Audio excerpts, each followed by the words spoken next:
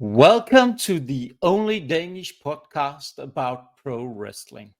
And we're here today with a very, very special guest because it's actually one sponsorship that we have put out for a great talent across the pond, one could say, in America. And Unforgiven Salem, welcome. And it's a pleasure having you on the podcast, actually. Thank you for having me. Thank you for the sponsorship. You're welcome. So let's jump right into it. We have this catchphrase that I say before we start the interview. So we think that every wrestler has a story to tell. So, Unforgiven Salem, are you ready to tell your story? I think they're ready to hear my story. Okay, so let's jump into tonight's opponent, Kamar Kouture. What can we expect from you? Well, it's going to be a hard fight. I know Kamar is still very new to this, and the VPW crowd knows me very well. I have been screwed out of 2 title opportunities, and I've just been screwed out of a 3rd one. Congrats to Tiffany Avatar, but I'll be watching the match closely as I fight Kamar. And so what's how will you approach this? Because if you say you have been screwed 2 times before, so are you really into kicking some ass at your match against Kamar? So you have to prove yourself. Most definitely, yes. From what I've been able to find and search of her, she's a very high flyer, very lucha style. I keep my feet planted on the ground. I'm very technical and strike oriented as my background from catch point. And that's going to shine through tonight as I'm going to prove once again why I should be the VPW Women's Champion. We hope so too, that this is only a stepping stone towards something even more. But Salem, our listeners and viewers do not know so much about you. So could you dig a little bit into your background story?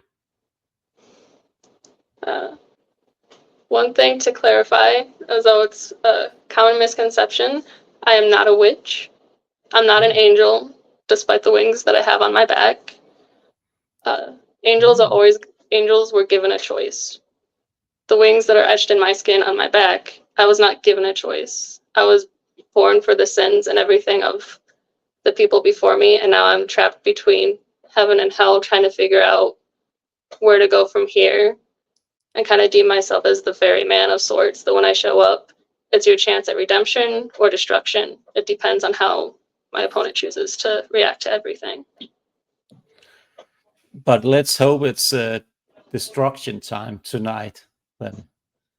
So this split between heaven and hell, how do you express it in the ring?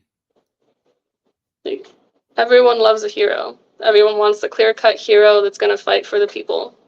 This is like your good guys, all the faces. Then you have the cheaters, the liars, those that are willing to do anything that it takes to get what they want. I want to say I'm the peacekeeper. I am more of a gatekeeper to prove why you are. If you're such a hero, then you should always be a hero, right? Mm-hmm. There should be no other temptations. You shouldn't be anything more than what the people expect of you. But I find out a lot in the wrestling world that that's not the case. So, are you the gatekeeper in the women's division at Victory Pro Wrestling? Or is it just in general that you're a gatekeeper in every promotion that you wrestle in? Every promotion. I'm more known at VPW. I offer just a very different style than I think the crowd is used to. And as people are getting to learn, there's always new moves coming to the arsenal to get people to confess to what they've done. So actually, when you talk about confession, do you also try to get the audience to confess to you or to accept you? In a way, yes. It's very easy to pull the wool over the crowd's eyes But for those who pay attention, everything, for example, the crowd loved Valentina, the longest reigning VPW women's champion. However, when I came around, she held the title for 666 days. She defended it 12 times. 9 of those 12 times, she cheated to withhold the title. That's not a just champion. That's not how a championship should be remembered. No. So now, when I came in, I made sure that the crowd recognized what she did and what's been done. And she hasn't been, other than to screw me over with my title shot, she hasn't been seen since. So maybe she's out there confessing her sins. One can hope. Or maybe on the road to redemption. We'll see that. I have a feeling we'll cross paths again. Let's see if she's redeemable. So, Salem, if we go a little bit way back to your first match, could you tell our listeners a little bit about that one? Yep. My first match was against Zeta Steel at the world famous Monster Factory. We were both debuting at the same time. It was more of a fight than she was prepared for. However, she did get the upper hand, and to that, there's congratulations.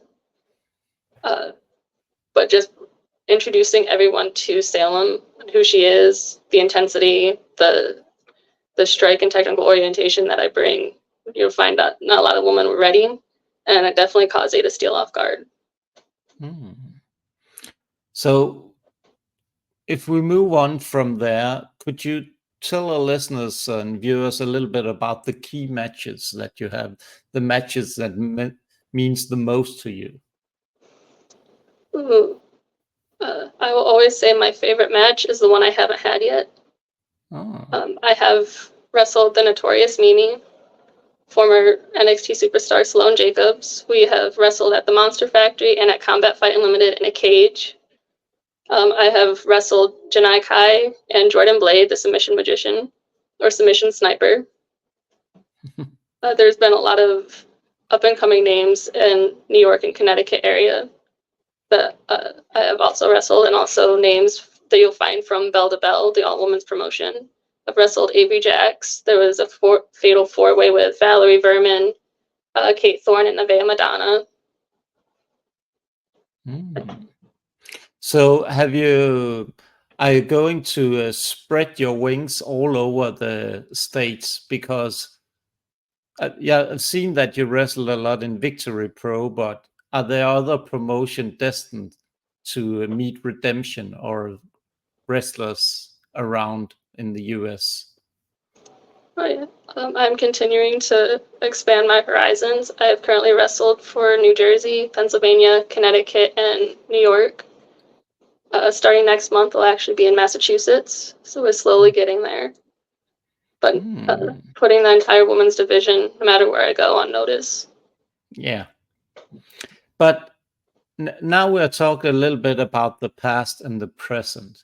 So if we look towards the future, and it sounds like you have some kind of magic abilities. So if you look towards the future, what will the future bring for the Unforgiven Salem? Chaos and gold. So now you talk about gold. Is it the Victory Pro Wrestling Women's Championship gold that you have your sights set on? That has been my intention from day one. I first came here, I beat Mother Endless and Evie De La Rosa for #1 contendership, and I've continued to put the division on notice. And each opportunity that I've been given, I've been proving more and more why this championship should be mine. I dethroned Valentina. Tatiana crumbled under the pressure of a championship, and now we are at the gift of Gabby Ortiz.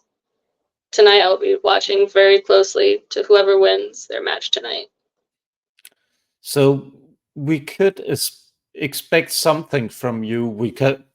Of course, we could not reveal anything here on the podcast, but do you have some magic tricks or? No magic tricks. So far, Gabby seems like a just champion. No magic tricks are needed right now, as long as everything continues to be as true as the title reign is. So as long as Gabby's path is pure, with no cheating and no dirty tricks, she should not worry about you interfering. I may not interfere. I will be watching. From where I'm watching, we will find out. Yeah, we will for sure. Thank you so much, Salem, for your time. It's been a pleasure, a short interview, because I know you have a lot of stuff to look into for tonight's show. So thank you so much. And it's been a pleasure having you on the podcast. Thank you.